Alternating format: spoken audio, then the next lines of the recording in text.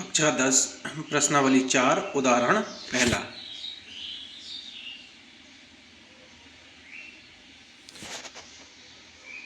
John और जीवंती के पास कुल 45 कंचे हैं।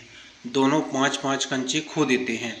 अब उनके पास कंचों की संख्या का गुणनफल 124 है। आरंभ में उनके पास कितने कितने कंचे थे। अब ये जो सवाल दिया गया है इसमें जॉन और जीवनी के पास पहले कुल कितने कंचे हैं वो बता दिए गए हैं, लेकिन जॉन के पास कितने हैं, जीवनी के पास कितने हैं ये नहीं पता है, ये हमें ढूंढना है। और फिर दूसरी परिस्थिति में दोनों के पास जब 5-5 कंचे खो जाते हैं उसके बाद उन दोनों के पास जितने भी कंचे हैं उनका गुणनफल 124 होता है। तो ये दो परिस्थितियाँ दी गई हैं। तो सबसे पहले मानेंगे हम जॉन के कंचों की संख्या x है। जॉन के कंचों की संख्या को x मान लिया तो जीवंती के कंचों की संख्या कितनी हो जाएगी 45 माइनस 45 ऋण x।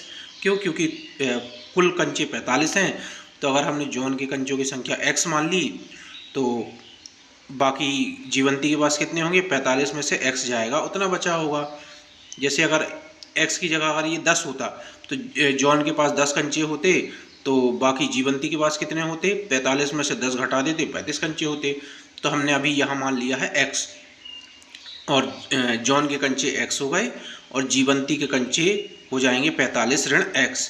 अब प्रश्नानुसार क्या बोला गया है, जब एक परिस्थिति दी गई है कि 5 कंचे खो देने के बाद, तो जब 5 कंचे खो जाएंगे तो जॉन के बचे कंचों की संख्या कितनी हो जाएगी। हमने x माना था जॉन के कंचों की संख्या, अब उसमें से 5 और खो गए तो ये हो जाएगा x ऋण 5। अब जीवंती के बचे कंचों की संख्या कितनी हो जाएगी, जीवंती के कंचों की संख्या हमने मानी थी 45 ऋण x और इसमें से 5 और चला जाएगा ऋण 5। तो ये 45 और ऋण 5 ये घट जाएंगे क्योंकि अलग अलग चिन्ह हैं। तो 45 में से 5 जाएगा तो 40 बचेगा और 45 क्योंकि बड़ा है और धनात्मक है तो चिन्ह धनात्मक रहेगा, तो ये आ जाएगा 40 ऋण x। इस प्रकार 5 कंचे खो देने के बाद दोनों को कंचों की संख्या क्या क्या हो गई, जॉन के कंचों की संख्या हो गई x ऋण 5 और जीवंती के कंचों की संख्या हो गई 40 ऋण x। अब प्रश्नानुसार क्या बोला गया है कि जो दोनों के बचे हुए कंचे हैं 5-5 कंचे खो देने के बाद जो बचे हुए कंचे हैं उनका गुणनफल 124 है। तो जॉन के कंचों की संख्या क्या है x ऋण 5 एक कोष्ठक में, दूसरे कोष्ठक में 40 ऋण x ये जो है जीवंती के कंचों की संख्या है और इन दोनों का गुणनफल होता है 124।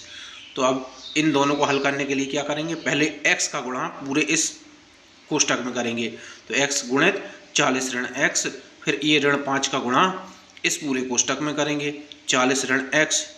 तो x का गुणा 40 में होगा तो 40x हो जाएगा, x का गुणा x में ऋण x है क्योंकि, तो ये हो जाएगा ऋण x स्क्वायर। ऋण 5 का गुणा 40 में होगा ऋण 200, ऋण 5 का गुणा ऋण x में होगा तो ये 5x हो जाएगा क्योंकि ऋण और ऋण का गुणा होके ये धन बन जाएगा तो ये हो जाएगा 5x।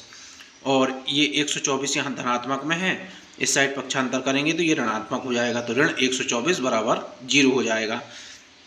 अब क्या, ये ऋण x का वर्ग हो जाएगा और 40x है ये धनात्मक है और ये धन 5x है, ये दोनों जुड़ जाएंगे।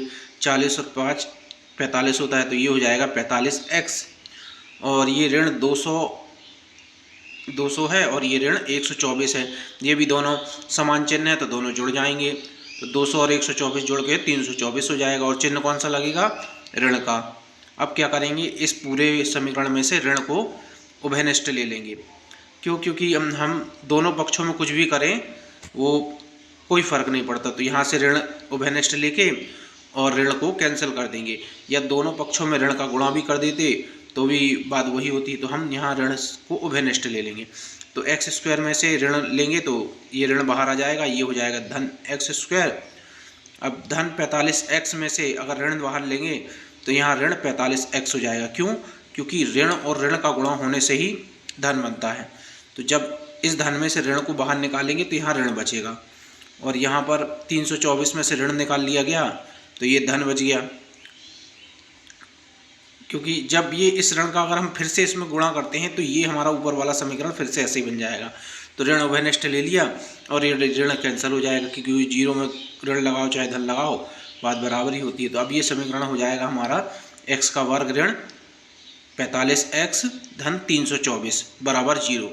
अब ये द्विघाती समीकरण बन गया। अब हमें जो x का मान निकालना है उसके लिए हमें इस समीकरण को हल करना पड़ेगा। इस समीकरण को, तो इस समीकरण को हल कैसे करते हैं, जोड़ने या घटाने पे ये 45 आना चाहिए, ऋण 45, और दो संख्याएं ऐसी जिनको जोड़ने या घटाने पे 45 आए और गुणा करने पे 324 आए। तो ऐसी दो संख्याओं को हमें ज्ञात करना पड़ेगा, ढूंढना पड़ेगा।